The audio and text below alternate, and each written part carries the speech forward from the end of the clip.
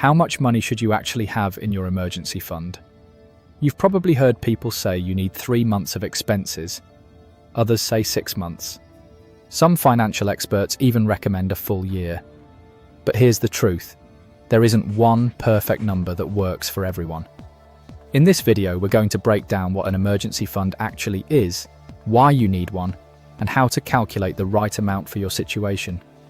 An emergency fund is money set aside specifically for unexpected expenses or financial emergencies. This could include losing your job, a major car repair, emergency home repairs, unexpected medical expenses, a sudden drop in income. The purpose of an emergency fund isn't to make you money. It's to stop you from going into debt when life doesn't go according to plan. Think of it like insurance. You hope you never need it, but if something goes wrong, you'll be glad it's there. Without an emergency fund, many people end up relying on credit cards, loans, or borrowing money from family and friends. You've probably heard the advice to save 3 to 6 months' worth of expenses. This rule exists because, historically, it gives most people enough time to recover from common financial emergencies, especially losing a job.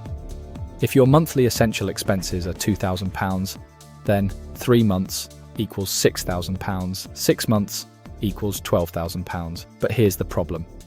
Not everyone has the same job security, expenses, or responsibilities. A university student, a doctor, and a self-employed business owner all face very different financial risks. That's why the amount you need should depend on your personal situation. Instead of choosing a random number, start by calculating your essential monthly expenses. This includes things like rent or mortgage payments, utility bills, food and groceries, transportation, insurance, minimum debt, repayments. Don't include luxury spending like holidays, subscriptions you could cancel, or eating out.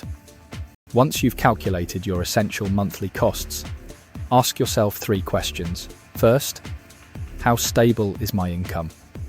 If you have a secure job with steady income, 3 months of expenses may be enough. Second, how easy would it be for me to find another job?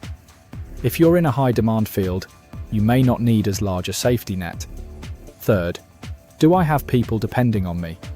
If you have children, a partner who relies on your income, or significant financial responsibilities, having 6 months or more saved might make sense. For example, a student living at home might only need £1,000 to £2,000 for emergencies. A full-time employee with stable income might aim for 3 to 6 months of expenses. Someone who is self-employed or has irregular income might prefer 6 to 12 months of expenses. One mistake people make is investing their emergency fund in stocks. The problem is that emergencies don't wait for the stock market to recover. Imagine losing your job during a market crash and discovering that your emergency fund has fallen by 30%. Instead, keep your emergency fund somewhere that's safe and easy to access. For most people, that means a high-interest savings account or an easy-access cash account. The goal isn't growth.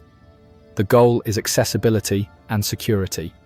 So how much emergency savings do you actually need?